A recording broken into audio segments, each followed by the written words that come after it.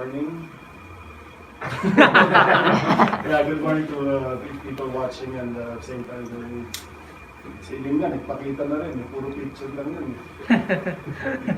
Mabagong gising. You want to say anything else? No, definitely.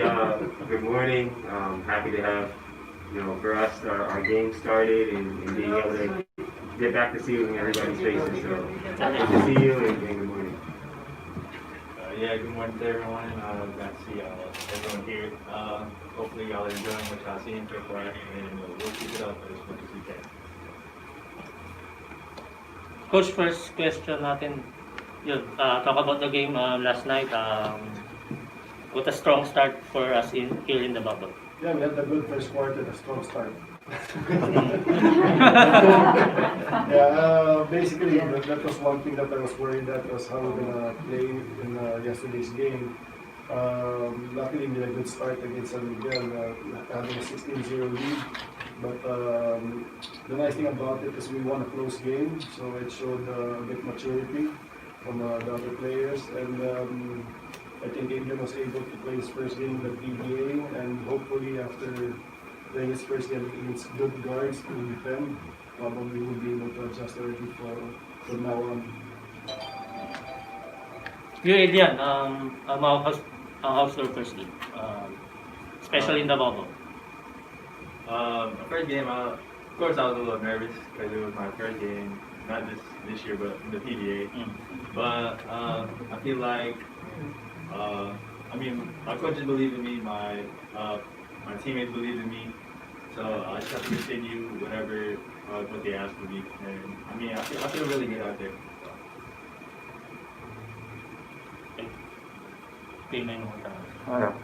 Gabe, you saw your wife as part of the virtual fans last night. How was the feeling?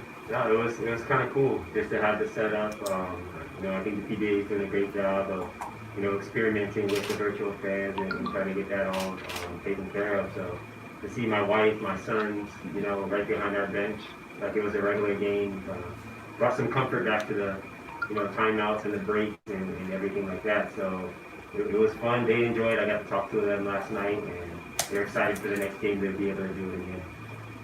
Coach and Adrian, you have any fans out there in the virtual video last night?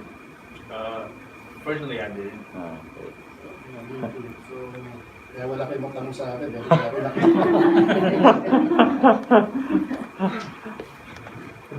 Okay, any questions from our Coach, yung 4 rookies natin, first assessment nyo. Especially kayo yung pinakamaraming rookies this conference. So around Gobe, dami nila na score. It's gonna be, the game here is gonna be like, not like in the regular schedule. We play practically like 3 times a week, sometimes even 4. So we try to mix it up. Like yesterday's game, I just tried to limit them on guys to East Clint and Adrian because I thought they would match up better with the guards of San Miguel and get them some experience. But going to the next game, of course we have some veteran players who also got tired, so maybe we can try the other rookies also.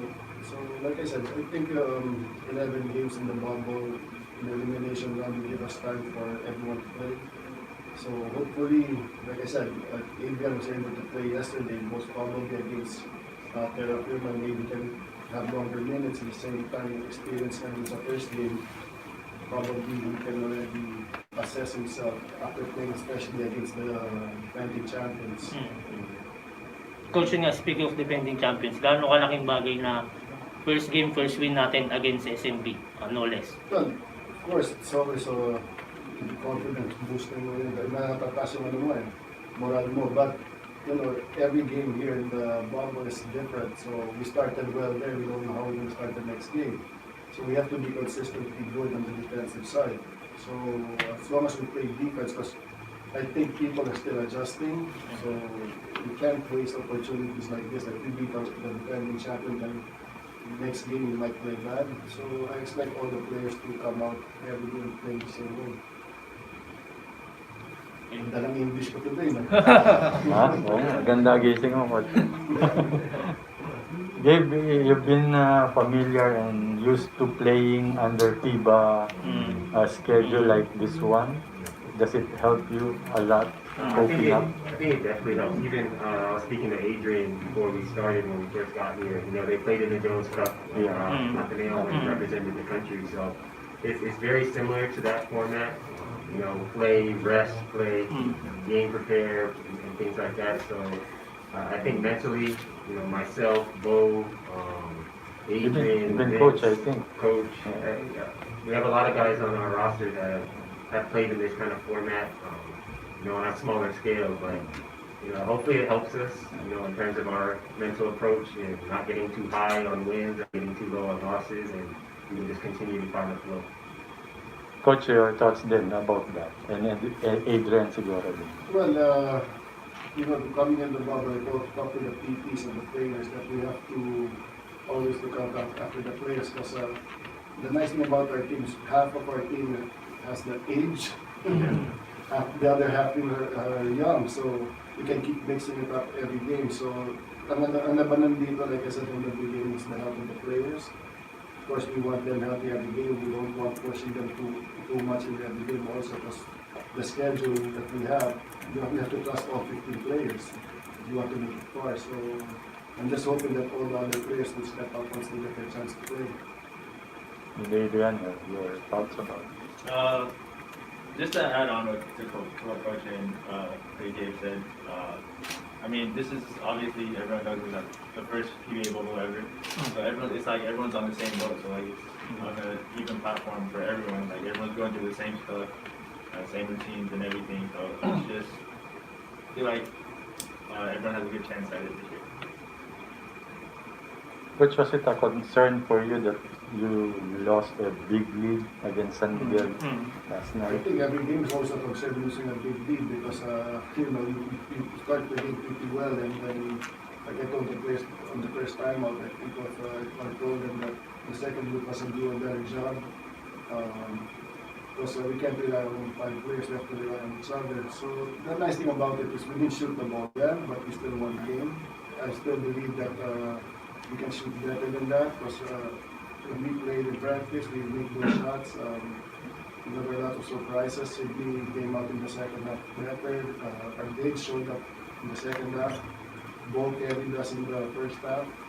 Jaden Bo, it's come second half to Chris. They made it a big shot. So, you know, it's going to be different every game, but hopefully. For Coach and Gabe, JV played big and of course Rain ang batak in the end. And how do you see your future with Rain or Shine with those two guys along with other 4 rookies? Well, having JB and Ray, they both have championship experience in the NCAA.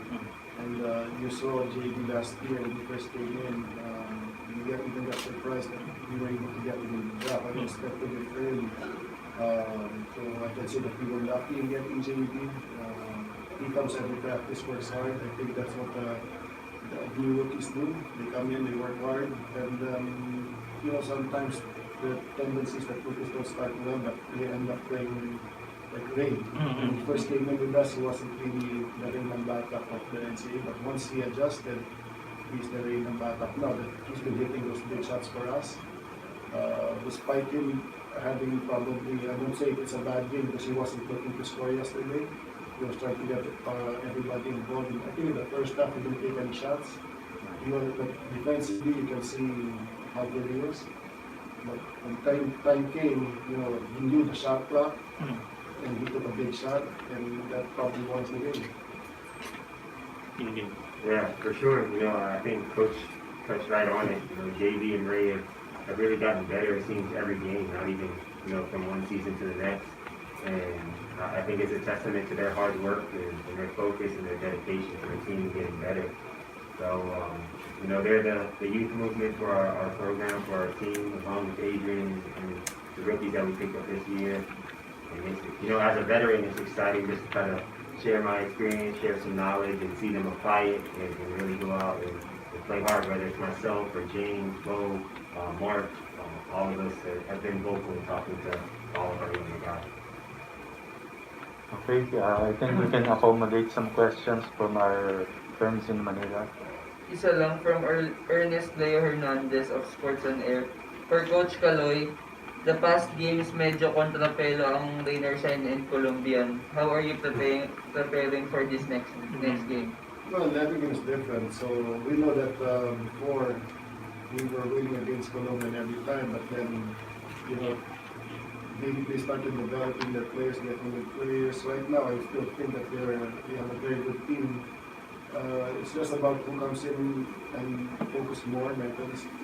Kasi in the bubble na, sinasabi ko nga, like, their team, if you look at their team, they have bigs, they have good bigs, they have good wings, big wings, they have good point guards, like you have Rashan, CJ, JP Calvo.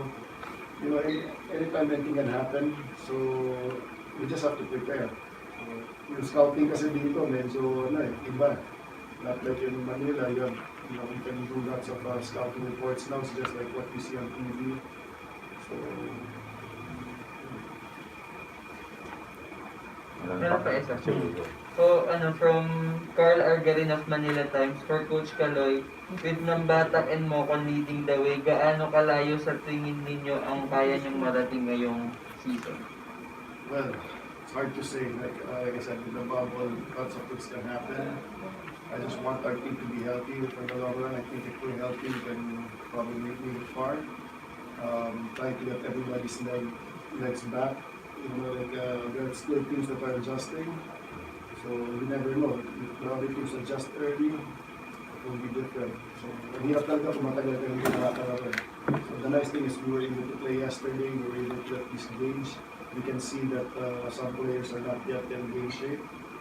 But once we get that rhythm, maybe we can go far. Coach, may tanong lang. Si Jaire Ibanez ba na-promote na as team manager? Wala ba siya sa lineup? Actually, he's part of the coaching staff. Okay. Thank you for watching. Click the subscribe button and ring the bell to be notified with our latest videos.